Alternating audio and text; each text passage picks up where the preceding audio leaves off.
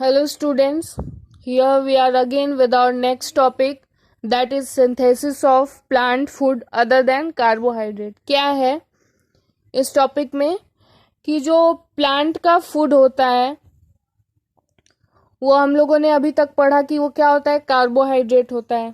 ठीक है, तुम अपना मतलब पिछले हम लोग टॉपिक में जो पढ़े उसमें रिएक्शन था जिसमें क्या था कि प्लांट कार्बन डाइऑक्साइड वाटर का यूज करके क्या बनाता है, कार्बोहाइड्रेट और ऑक्सीजन को बनाता है। किस चीज के मदद से? सनलाइट और क्लोरोफिल के हेल्प से।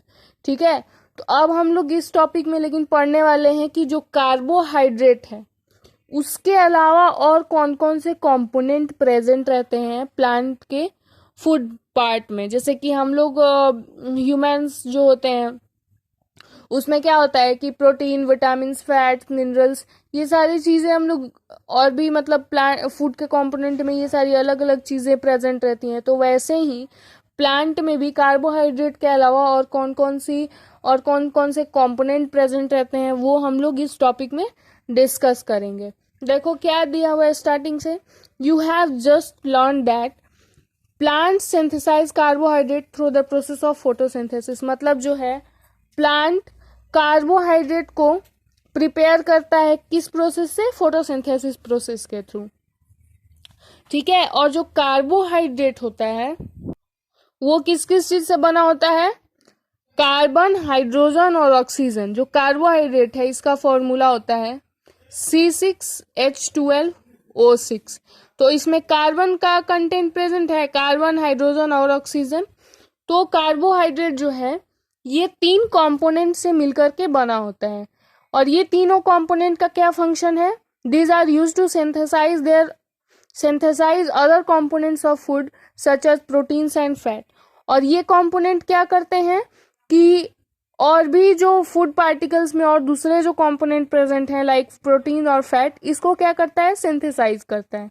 जैसे फोटोसिंथेसिस प्रोसेस के थ्रू कार्बोहाइड्रेट बना, वैसे ही कार्बोहाइड्रेट में जो कंटेंट प्रेजेंट है कार्बन और हाइड्रोजन और ऑक्सीजन, ये क्या करता है कि प्रोटीन और फैट्स जो और भी जो दूसरे कंपोनेंट प्रेजेंट है उनको क्या करता है? सिंथेसाइज करता है, बनाता है। ठीक है, लेकिन अब हम लोग देखते हैं कि जो प्रोटीन और फैट अभी हम लोगों ने डिस्कस किया, तो इसमें से जो प्रोटीन है ये क्या है? नाइट्रोजनस सब्सटेंस है। मतलब नाइट्रोजनस सब्सटेंस मतलब उसमें नाइट्रोजन प्रेजेंट रहता है। तो अब हमारे दिमाग में नेक्स्ट क्वेश्चन ये आया कि जो नाइट्रोजन है वो प्लांट को कहाँ से मिला? हम लोगों ने तो पढ़ा कि कार्बन डाइऑक्साइड और वाटर को एब्जॉर्ब करके सनलाइट और क्लोरोफिल के हेल्प से अपना बनाया। तो अब इसमें नाइट्रोजन कहाँ से आया? अब हम लोग इस चीज को देख लेते हैं। देखो, हम लोग ये जानते हैं कि नाइट्रोजन एयर में प्रेजेंट रहता है और एयर में प्रेजेंट अच्छे अमाउंट में रहता है, लेकिन फिर भी जो प्लांट है नाइट्रोजन को एब्जॉर्ब नहीं कर पाता है।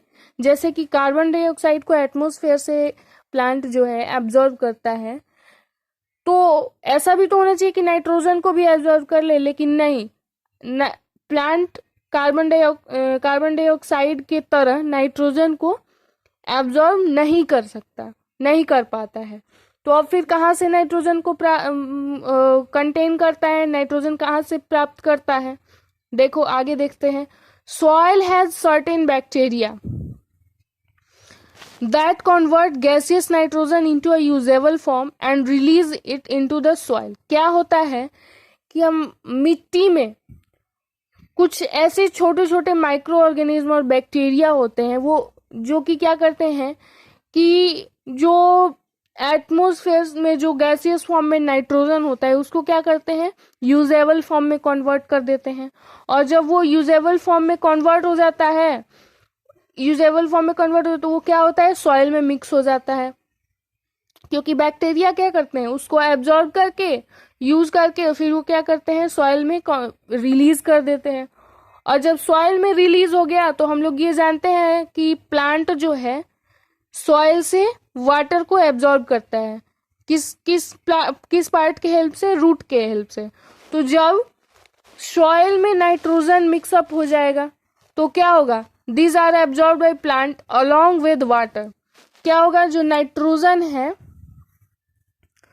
वो भी क्या होगा, पानी के साथ साथ प्लांट के द्वारा एब्जॉर्ब कर लिया जाएगा। समझ आया? मतलब कि नाइट्रोजन जो है, जैसे प्लांट कार्बन डाइऑक्साइड को एब्जॉर्ब करता है, उस तरीके गैसियस फॉर्म में नाइट्रोजन को एब्जॉर्ब नहीं कर सकता है।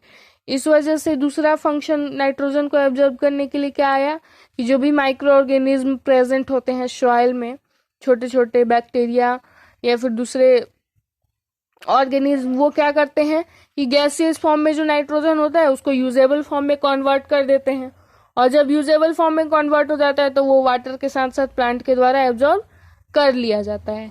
ऐसा देखो, एक और भी एग्जांपल ले करके समझ सकते हो कि जो फार्मर्स हैं, कभी कभी you might have seen farmers adding fertilisers rich in nitrogen to the soil. क्या करते हैं फार्मर्स कि जो फर्टिलाइजर्स, कभी कभी क्या करते हैं कि फर्टिलाइजर्स डालते हैं फील्ड में, क्रॉप फील्ड में, तो वो फर्टिलाइजर्स क्या कंटेन करते हैं, नाइट्रोजन को कंटेन करते हैं। और जब वो नाइट्रोजन मतलब सॉइल के कांटेक्ट में आएगा तो क्या होगा, सॉइल में मिक्सअप हो जाएगा, और जब सॉइल में मिक्सअप हो जाएगा तो फिर वो वैसे ही सेम प्रोसेस से प्लांट में अब्जॉर्ब होगा, पानी के साथ, वाटर के साथ, इरिगेशन प्रॉपर्टी जब होगा तो। ठीक है? In this way, the plant fulfill their requirement of nitrogen along with other constituent। जैसे कि इस प्रोसेस के थ्रू क्या करता है, प्लांट अपने नाइट्रोजन के रिक्वायरमेंट को फुलफिल करता है। ओके, अब हम लोग देखेंगे अपना दूसरा टॉपिक, वो क्या है, other modes of nutrition in plant. मतलब कि न्यूट्रिशन के और भी कौन कौन से तरीके होते हैं और भी दूसरे कौन कौन से प्रोसेस होते हैं प्लांट में, हम लोग वो डिस्कस करेंगे। देखो ये भी बहुत ही इंटरेस्टिंग टॉपिक है, बहुत अच्छा लगेगा। चलो हम लोग देखते हैं आगे। अभी तो हम लोगों ने ये डिस्कस कर लिया कि जो प्लांट क्लोरोफिल को कंटेन करते हैं वो अपना फूड कैसे प्रिपेयर करेंगे, ये भी समझ लिया कि नाइट्रोजन को कैसे अपने नाइट्रोजन के रिक्वायरमेंट को कैसे फुलफिल करेंगे। हम लोग ऑल ओवर क्लोरोफिल जिस प्लांट में प्रेजेंट रहता है उसके फूड के रिक्वायरमेंट को फुलफिल जैसे वो करते हैं, वो सारी चीजें हम लोग पढ़ लिए। लेकिन अब हम लोग देखेंगे कि जो प्लांट में क्लोरोफिल प्रेजेंट नहीं रहता है, जो प्लांट क्लोरोफिल को कंटेन नहीं करता है, वो अपने फूड के रिक्वायरमेंट को कैसे फुलफिल करेगा। ठीक है? तो हम लोग ये जानते हैं कि जिस प्लांट में क्लोरोफिल प्रेजेंट नहीं रहेगा उसमें फोटोसिंथेसिस प्रोसेस नहीं होगा, और जब फोटोसिंथेसिस प्रोसेस नहीं होगा तो प्लांट अपना फूड कैसे प्रिपेयर करेगा। क्लोरोफिल सनलाइट प्रेजेंट रहे भी या फिर नहीं भी रहे तो उससे फर्क नहीं पड़ता है, कोई मतलब नहीं है। तो अब वो अपने फूड के रिक्वायरमेंट को कैसे फुलफिल करेगा, अब हम लोग देख लेते हैं। देखो, अब जब इसके पास अपना प्रोसेस नहीं है तो ऑब्वियस सी बात है ये दूसरे के ऊपर डिपेंडेंट रहेगा अपने फूड के रिक्वायरमेंट को फुलफिल करने के लिए, क्योंकि ये भी लिविंग ऑर्गेनिज्म है। प्लांट जो है चाहे कोई भी हो, क्लोरोफिल कंटेन करता हो या फिर नहीं करता हो, वो किस कैटेगरी में आएगा, लिविंग ऑर्गेनिज्म के कैटेगरी में आएगा। तो अब जब लिविंग ऑर्गेनिज्म है तो उसको अपने फूड की रिक्वायरमेंट होगी, तो वो अपने फूड के रिक्वायरमेंट को फुलफिल करने के लिए कौन से मोड को अपनाएगा, हेटरोट्रॉफिक मोड ऑफ न्यूट्रिशन को अपनाएगा। मतलब हेटरोट्रॉफिक में हम लोग, हेटरोट्रॉफिक का मतलब समझे थे, हेट्रो मतलब दूसरे के ऊपर, ऑटो मतलब होता है कि खुद के, सेल्फ, और हेट्रो मतलब क्या होता है, अदर। ठीक है? तो जैसे कि अब ऑटो में क्लोरोफिल प्रेजेंट रहेगा तभी ना खुद से बनाता है, अब इसमें क्लोरोफिल प्रेजेंट है ही नहीं तो दूसरे के ऊपर डिपेंडेंट रहा। देखो क्या दिया है, लाइक ह्यूमन्स एंड एनिमल्स, जैसे कि ह्यूमन्स हैं और एनिमल्स हैं लिविंग ऑर्गेनिज्म के कैटेगरी में, सच जैसे कि वो लोग दूसरे के ऊपर डिपेंडेंट रहते हैं, प्लांट्स के ऊपर डिपेंडेंट रहते हैं अपने फूड को प्रिपेयर करने के लिए, वैसे ही ये प्लांट्स भी किसके ऊपर डिपेंडेंट रहते हैं, दूसरे प्लांट के ऊपर डिपेंडेंट रहते हैं, या फिर छोटे छोटे इंसेक्ट के ऊपर डिपेंडेंट रहते हैं अपने फूड के रिक्वायरमेंट को फुलफिल करने के लिए। तो इसमें अब कौन कौन से प्लांट आते हैं, अब हम लोग को ये जानना होगा, तो अब हम लोग उस चीज को देख लेते हैं। देखो फिगर 1.5 अपने बुक में देखना, एनसीईआरटी की बुक।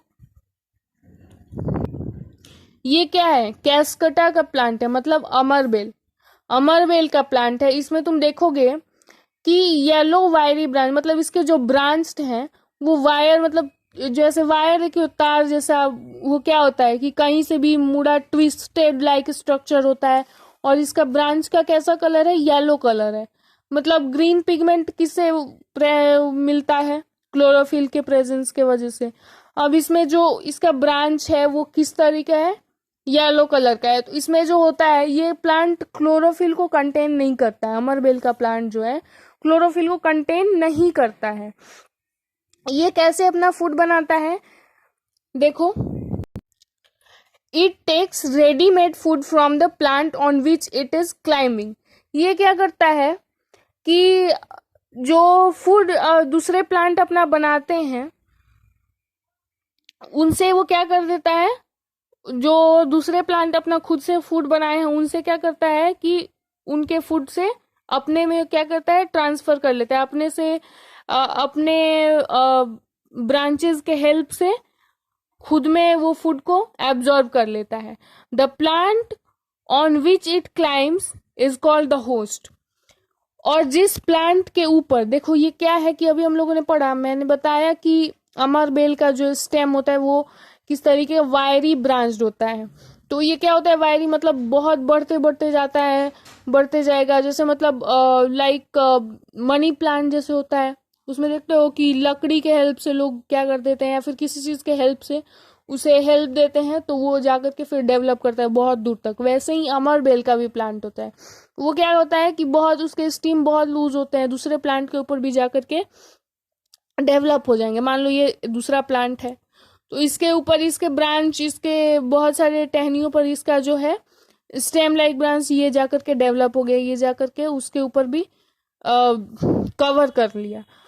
और जब ये दूसरा प्लांट अपना फूड बनाएगा, खुद से बनाएगा, तो ये क्या करेगा कि इस स्टेम से उस प्लांट के द्वारा बनाए गए फूड को क्या करेगा, एब्जॉर्ब करके खुद के लिए अपना फूड को प्रिपेयर करेगा, खुद का अपना फूड एब्जॉर्ब करके खुद के लिए अपना भोजन बनाएगा।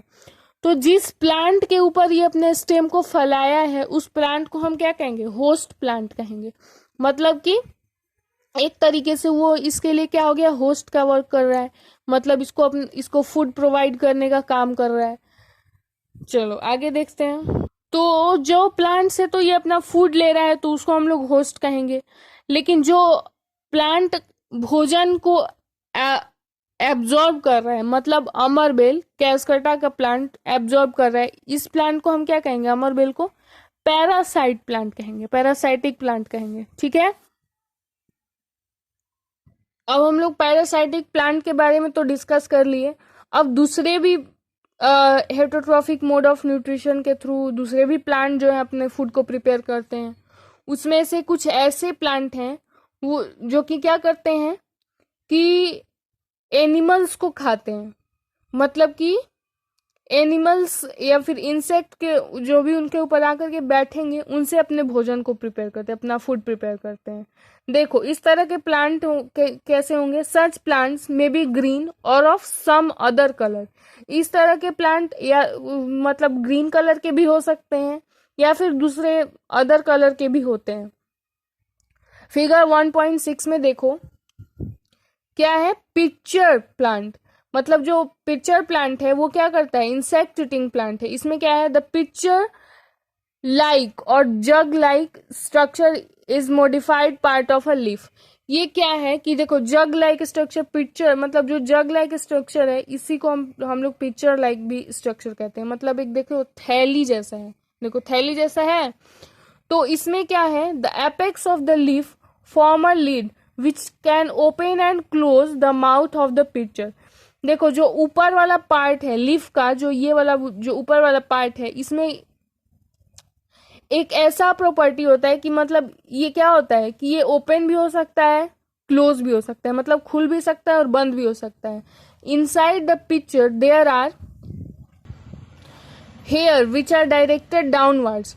मतलब कि जो पिक्चर है, जो बैग लाइक स्ट्रक्चर, जो थैली लाइक स्ट्रक्चर जो अभी हम लोगों ने देखा, इसमें क्या होता है कि जैसे जैसे नीचे जाओगे उसमें क्या होता है, हेयर लाइक स्ट्रक्चर डेवलप होता है।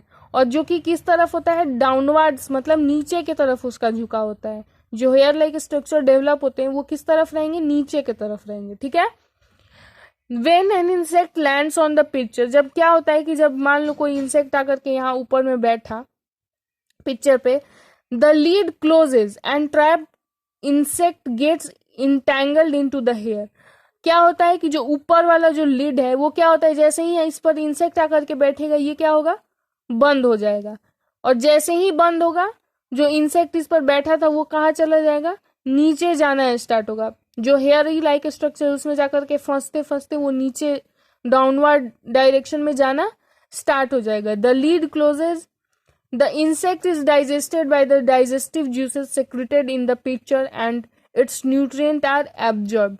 क्या होता है कि जो इंसेक्ट है उसका डाइजेशन प्रोसेस कैसे होता है, जो ये पिक्चर है, जो थैली, जो बैग लाइक स्ट्रक्चर जो डेवलप है पिक्चर प्लांट में, ये क्या करता है, डाइजेस्टिव जूस को सेक्रीट करता है, ठीक है। जो डाइजेस्टिव जूस सेक्रीट होगा पिक्चर प्लांट में, वो क्या करेगा कि जो इंसेक्ट इसमें गया है उसको डाइजेस्ट करने में हेल्प करेगा, और जो न्यूट्रिएंट इसमें प्रेजेंट रहेंगे इंसेक्ट में उसको क्या कर लेगा, डाइजेस्ट करने के बाद उस न्यूट्रिएंट को एब्जॉर्ब करके अपना भोजन प्रिपेयर करेगा। तो इस तरह के प्लांट को हम क्या कहेंगे, such insect eating plant are called insectivorous plant. तो इस तरह के प्लांट जो कि इंसेक्ट से अपना भोजन बनाते हैं, तो उस तरह के हम प्लांट को क्या कहेंगे, इंसेक्टिवोरस, मतलब इंसेक्ट ईटिंग प्लांट, मतलब कीड़े को खाने वाले प्लांट हम कहेंगे, ठीक है। अभी हम लोगों ने क्या पढ़ लिया, पैरासाइटिक प्लांट पढ़ लिया, जो कि दूसरे के क्या करेंगे, वो अपने स्टेम को डेवलप करके दूसरे प्लांट के ऊपर पूरे अच्छे तरीके से डेवलप कर लेंगे, और जब वो प्लांट भोजन अपने लिए खुद बनाता है तो क्या करेंगे कि कुछ अमाउंट में उनसे भी अपना भोजन, उस प्लांट से अपने भोजन को एब्जॉर्ब कर लेते हैं। तो जिस प्लांट पे वो डेवलप किया अपने स्ट्रक्चर को, जिस प्लांट से अपने भोजन को लेता है, उस प्लांट को हम क्या कहेंगे, होस्ट प्लांट कहेंगे। और जो प्लांट डेवलप किया है, जैसे कि अमरबेल प्लांट है, तो उस प्लांट को हम क्या कहेंगे, पैरासाइटिक प्लांट कहेंगे। उसके बाद हमने इंसेक्ट ईटिंग प्लांट के बारे में पढ़ा, जो इंसेक्ट को खाते हैं, इंसेक्ट से अपने भोजन को बनाते हैं, तो हम लोग क्या कहेंगे उस तरह के प्लांट को, इंसेक्टिवोरस प्लांट। अब हम लोग का नेक्स्ट टॉपिक है सैप्रोट्रॉप्स, दूसरा मोड ऑफ न्यूट्रिशन। अब हम लोग का दूसरा क्या आ गया टॉपिक, सैप्रोट्रॉफिक।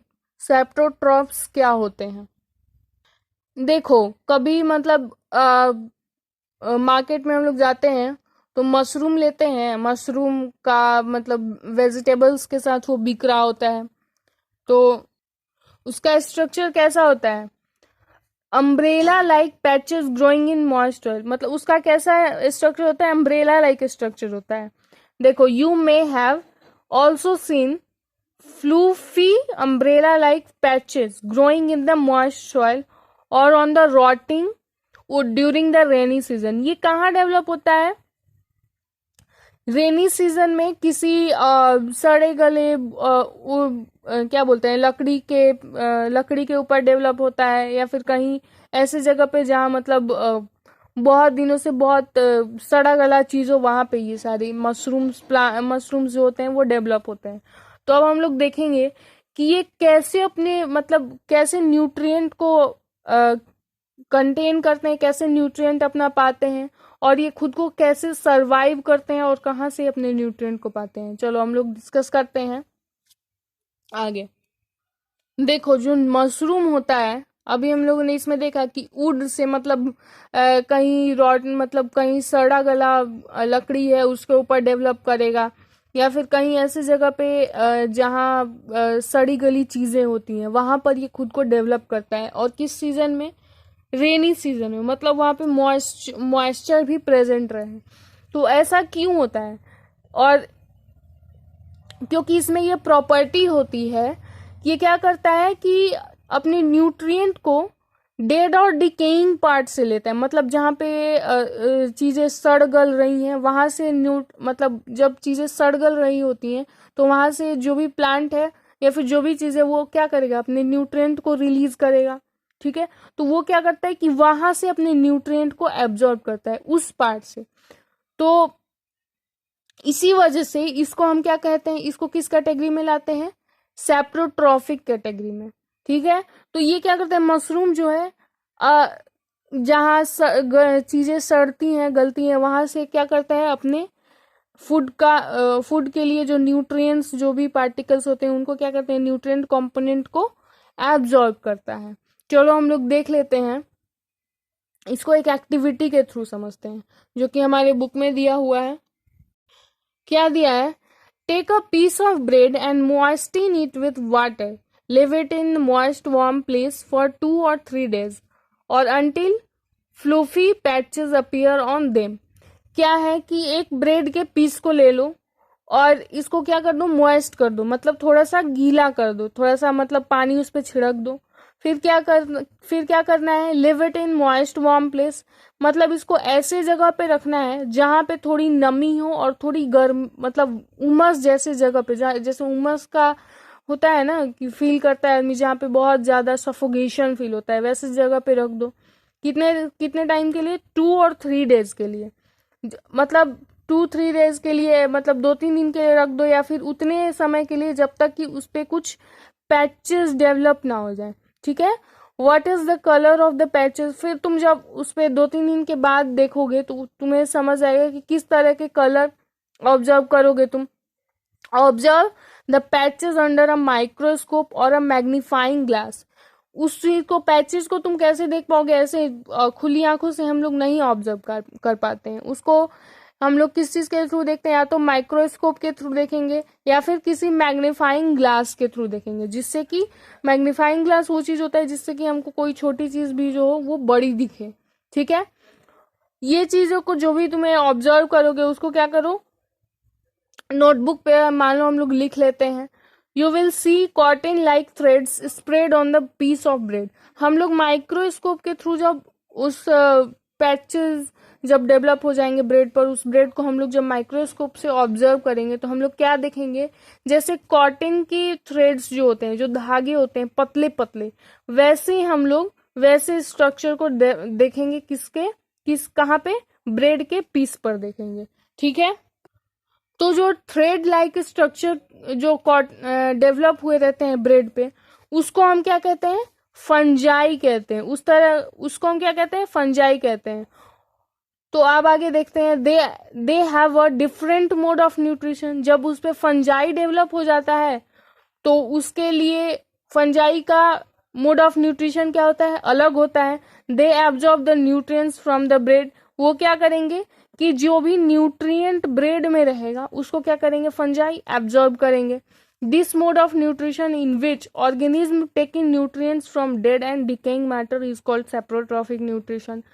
तो जब वो ब्रेड से फंजाई जब डेवलप हो जाएंगे, हम लोग उसको मॉइस्ट वार्म प्लेस पर रखेंगे ब्रेड को 2-3 दिन के लिए, कुछ समय के लिए, और जब हम लोग माइक्रोस्कोप के थ्रू ऑब्जर्व करते हैं तो उस पर फंजाई डेवलप रहते हैं। और फंजाई में क्या होता है कि वो क्या करेगा, फंजाई जब ब्रेड के ऊपर डेवलप होगा तो वो ब्रेड से अपना न्यूट्रिएंट प्रोडक्ट को एब्जॉर्ब करेगा। तो जो न्यूट्रिशन जो है, this mode of nutrition in which organism take it nutrient from dead and decaying matter, मतलब कि इस तरह के मोड ऑफ न्यूट्रिशन जिसमें जो ऑर्गेनिज्म जो होते हैं वो अपने न्यूट्रिएंट को कहाँ से लेते हैं, डेड और डिकेइंग पार्ट से, मतलब जो जिसका मतलब वो डेड हो चुका हो या फिर रॉटनिंग स्टेज में, डिकेइंग मतलब उसका डिकम्पोजिशन प्रोसेस हो रहा हो, तो वहां से अपने न्यूट्रिएंट को एब्जॉर्ब करते हैं। तो उस तरह के न्यूट्रिशन को हम क्या कहेंगे, सेप्रोट्रॉफिक न्यूट्रिशन। ठीक है। जो न्यूट्रिशन डेड और डिकेइंग पार्ट से हो उसको हम क्या कहेंगे, सेप्रोट्रॉफिक न्यूट्रिशन। और जो organism, such organism with saprotrophic mode of nutrition, और जो organism saprotrophic mode of nutrition से अपने न्यूट्रिएंट के रिक्वायरमेंट को फुलफिल करता है, उसको हम क्या कहते हैं, उस तरह के ऑर्गेनिज्म को सेप्रोट्रॉफ्स कहते हैं। अब समझ में आया कि मशरूम को हम सेप्रोट्रॉफ्स क्यों कहते हैं, क्योंकि वो डेड डिकेइंग पार्ट से जो वुड या फिर कहीं भी चीजें सड़ गल रही हूँ तो वहां से अपने न्यूट्रिएंट को क्या करता है, एब्जॉर्ब कर लेता है। तो इस वजह से हम मशरूम को सेप्रोट्रॉफ्स के कैटेगरी में लेते हैं। देखो अब हम लोग फंजाई के बारे में बात कर रहे हैं, तो आगे देखेंगे इसके बारे में और भी बहुत सारी चीजें हैं। क्या कि fungi also grow on pickles, leather, clothes and other articles that are left in hot and humid weather for long time. जो फंजाई होते हैं, कभी कभी देखते हो अचार में या फिर लेदर के कोई भी लेदर की कोई भी चीजें हो या फिर कपड़े हो, उसको अगर हम लोग ऐसे ही उस पे अगर मतलब गीला हो और ऐसे ही उसको कहीं रख दिया गया हो तो कुछ अलग तरीके का स्ट्रक्चर डेवलप हो जाता है, या तो कुछ हरा हरा जैसा कुछ अलग उसका स्ट्रक्चर हो जाता है, मतलब उसका कलर भी अलग हो जाता है। क्या है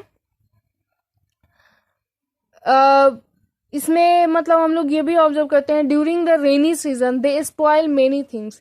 जो फंजाई जो हैं बरसात के मौसम में क्या करते हैं, बहुत सारी चीजों को बर्बाद कर देते हैं, मतलब स्पॉइल कर देते हैं। तो उसके बारे में हम लोग देखते हैं कैसे वो डेवलप होता है, कैसे किसी चीज को नुकसान पहुंचाते हैं। देखो जो फंजाई है, जो इस फंगल स्पोर्स जो होते हैं, मतलब उसके जो छोटे छोटे अलग अलग पार्टिकल्स होते हैं, वो कहाँ प्रेजेंट रहते हैं, एयर में प्रेजेंट रहते हैं। ठीक है, जो फंगल स्पोर्स जो हैं कहाँ प्रेजेंट रहते हैं, एयर में। और जब when they land on wet and warm things they germinate and grow, जब वो किसी गीले या फिर मतलब गीला और उस इसमें थोड़ी सी गर्मी जैसी हो, मतलब क्या बोलते हैं, वही मैंने जो कहा सफोकेशन टाइप जो भी सिचुएशन वहाँ हो। जैसे बारिश के मौसम में क्या होता है कि बारिश होती है, फिर उसके बाद धूप उगता है, तो क्या होगा कि कोई कपड़े, मान लो कोई कपड़ा है वो गीला हो गया और फिर उसको वैसे ही छोड़ दिया गया कुछ दिन के लिए, तो देखेंगे कि वो उसका जो है वो सड़ने लगता है। कैसे? क्योंकि वहां उस पे क्या होता है, फंजाई जो है वो डेवलप करने लगते हैं जब वो एयर में प्रेजेंट रहते हैं, क्योंकि हम लोग ये जानते हैं। और जब वो कपड़ा जो है गीला होगा तो क्या होंगे, जो फंगल स्पोर्स हैं वो उस पे जाकर के बैठेंगे और उसमें से क्या करेंगे, वहां पर वैसे कपड़े पर वो क्या करेंगे, खुद को डेवलप करना स्टार्ट कर देते हैं। और इस तरीके क्या करते हैं कि जो भी फंगल स्पोर्स होते हैं, जो भी फंजाई होते हैं, बहुत सारी चीजों को रेनी सीजन बारिश के मौसम में या फिर अगर इस तरीके कंडीशन सुइटेबल कंडीशन कहीं भी पाते हैं तो क्या करते हैं, बहुत सारी चीजों को स्पॉइल कर देते हैं। देखो कुछ ऐसे भी ऑर्गेनिज्म होते हैं जो कि क्या करते हैं, एक साथ रहते हैं और क्या करते हैं कि एक दूसरे के साथ चीजें शेयर करते हैं। जैसे कि एक एग्जाम्पल लेकर के पहले समझो, फिर हम लोग इसका डेफिनेशन समझेंगे। जैसे certain fungi live inside the roots of plant. कुछ ऐसे फंजाई होते हैं जो कि कहाँ प्रेजेंट रहते हैं, प्लांट के रूट के पास। और जो प्लांट का रूट होता है, जो the plant provides nutrient to the fungus, क्या करता है, जो फंजाई प्लांट के रूट के पास प्रेजेंट रहता है वहां पर उस फंजाई को प्लांट क्या करता है, न्यूट्रिएंट प्रोवाइड करता है। और उसके रिटर्न में एज अ गिफ्ट, मतलब उसके रिटर्न में फंजाई क्या करता है, fungus provides water and certain nutrients to the plant. जो प्लांट है वो फंजाई को क्या प्रोवाइड किया, न्यूट्रिएंट प्रोवाइड किया। और फंजाई जो होता है वो प्लांट को क्या प्रोवाइड करता है, वाटर और दूसरे जो भी न्यूट्रिएंट प्रोडक्ट होते हैं उसको प्रोवाइड करता है। तो इस तरह के जो रिलेशनशिप, रहने का जो रिलेशनशिप जो ऑर्गेनिज्म शेयर करते हैं, उस तरह के रिलेशनशिप को हम क्या कहेंगे, सिम्बायोसिस। मतलब कि सम ऑर्गेनिजम्स लाइव टुगेदर, मतलब कुछ ऐसे ऑर्गेनिज्म होते हैं जो एक साथ रहते हैं and share both shelter and nutrient. और क्या करते हैं कि दोनों एक दूसरे के साथ शेल्टर मतलब रहने की जगह और न्यूट्रिएंट्स को शेयर करते हैं। तो इस तरह के रिलेशनशिप को हम क्या कहेंगे, this relationship is called symbiosis. ठीक है। और जो ऑर्गेनिज्म शेयर करते हैं उनको हम क्या कहते हैं, सिम्बायोटिक, सिम्बायोटिक। ओके, चलो आगे देखते हैं सिम्बायोसिस का एक और example. In organisms called lichens, a chlorophyll containing partner which is an alga. देखो जो लीचेंस एक ऑर्गेनिज्म माइक्रो ऑर्गेनिज्म होता है वो क्या करता है, क्लोरोफिल कंटेन करता है, मतलब कि लीचेंस में क्लोरोफिल प्रेजेंट रहता है जिसकी वजह से उसका पिगमेंट जो है क्या है, ग्रीन कलर का होता है। विच इज एन एल्गा, किस कैटेगरी में आता है, एल्गा के कैटेगरी में आता है। एंड फंगस लाइव टुगेदर, मतलब फंगस तो जो है अपने से खुद से अपना भोजन प्रिपेयर करता नहीं है, कहीं भी जहां देखता है कि हमें न्यूट्रिएंट प्रोडक्ट मिलेगा, अपने लिए सुटेबल कंडीशन देखता है, वहां जाकर के बैठ जाता है और खुद का स्ट्रक्चर जो है खुद को क्या करना है, डेवलप करना स्टार्ट कर देता है। तो वैसे ही अब लीचेंस जो है क्लोरोफिल को कंटेन करता है, मीन्स दैट कि वो ऑटोट्रॉफिक है, अपना भोजन खुद से बनाता है।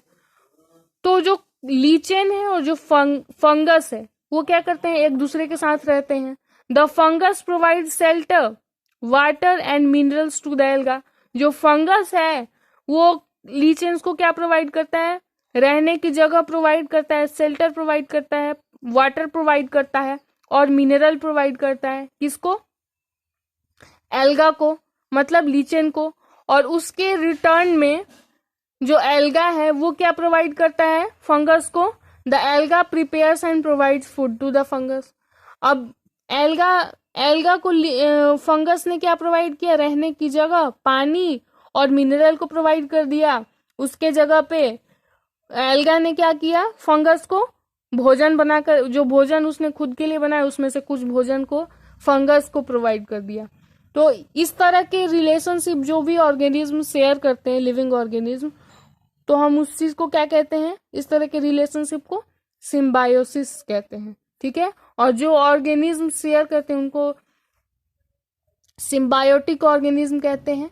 ठीक है, अब हम लोग जो हमारा नेक्स्ट और लास्ट टॉपिक है इस चैप्टर का, हम लोग अगले अपने नेक्स्ट वीडियो में देखेंगे, अपने नेक्स्ट वीडियो में उस चीज को डिस्कस करेंगे। That's all, thank you for today. Please like this channel and subscribe it also for more video updates which is also beneficial for you. And whenever you want to watch it, you want to revise your chapter, you have this video in your YouTube channel, in your YouTube. So that's why for your benefit, that's why for you it is important. And for me, please like this channel and subscribe it. Thank you. That's all for today.